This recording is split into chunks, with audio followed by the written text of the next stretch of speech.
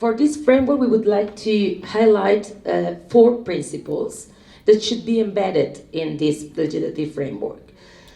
The first one is a right-based approach. Why? Because we have identified that how food policies are tackled at EU level and by EU law are based in 2 principles, which is the free circulation of foodstuff and responding to food safety. This responds to different choices made in the EU treaties. However, those principles somehow make an obstacle to achieve those sustainability goals that this legislative framework is aimed to.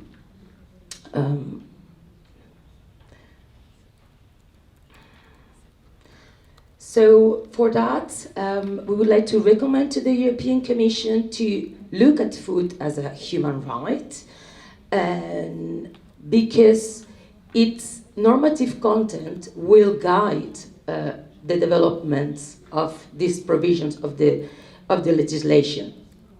Also because this right-based approach provides this systemic perspective, which is very much needed in the food systems transformation.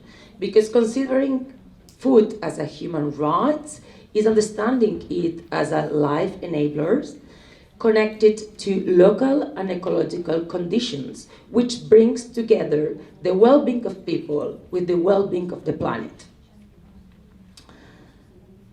Additionally, agriculture and food are entrenched in different branches of law, responding to commercial law, to consumers' law, to land and natural resources regulations.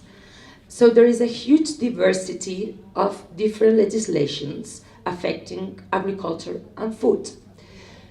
So this right-based approach also provides this policy coherence that is very much needed towards the social and ecological justice based on this right-based approach. So basically what we recommend is the right to food and the right of peasants and rural workers are embedded in the objectives, the principles of this legislation.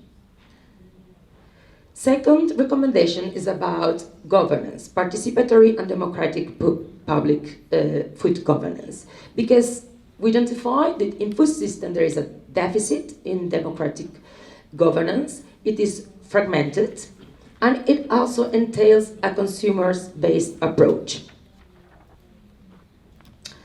So we recommend that this normative framework promotes the participation of citizens in the different spaces of decision making. We recommend also this multi-level governance in which different structures of governance are connected and articulated in order to also grasp the different interpretation, the different values of food systems, which are very much needed to build resilience in this food systems transformation. Also because those are spaces of social innovation, and for that will be necessary to connect it to local level because it's the best way to understand different social and ecological context.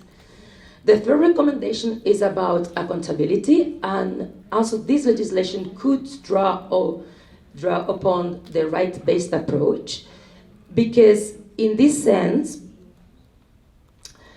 under the state duty to protect, fulfill, to respect, protect, and fulfill, the state have obligations to be accountable, and therefore to implement the different mechanisms for monitoring and to be held accountable. Additionally, under this normative framework, the state has the obligation to protect from the interference of third parties in undue influence.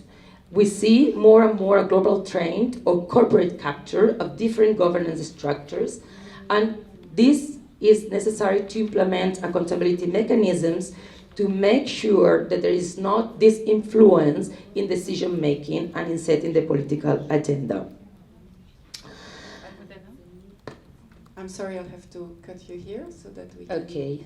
I think people can read the fourth recommendation, unfortunately, because we need to hand over to Emma, who can state some of the questions you have.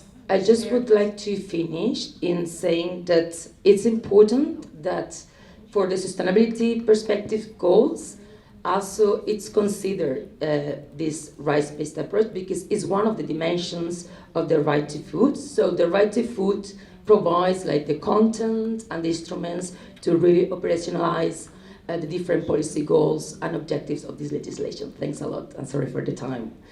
No problem, thank you. Just to say that it's a bit unusual to have someone from the team of ECVC sitting on a table like that. Usually you would have farmers. So just to ensure that this document was made collectively with all the farmers since, well, 1 year ago already we started.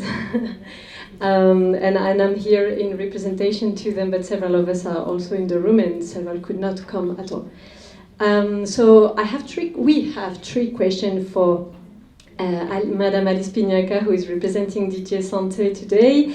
I'm sure those are three questions that you also have. The first one is how food that is produced and circulating right now in Europe guarantees that farmers gain a fair income while also having a dignified life, of course, while ensuring that everyone has access to enough healthy and culturally appropriate food. This is the first question. The second one is how will the EU ensure meaningful participation of right holders in decisions related to food systems? I've been asked to slow down for the interpretation. And the third question is about the instruments. So what instruments is the Commission organizing to ensure that the SFS law, the Sustainable Food Systems Law, protects food as a public interest and ensures that food systems governance is not interfered by profit drivers' interests?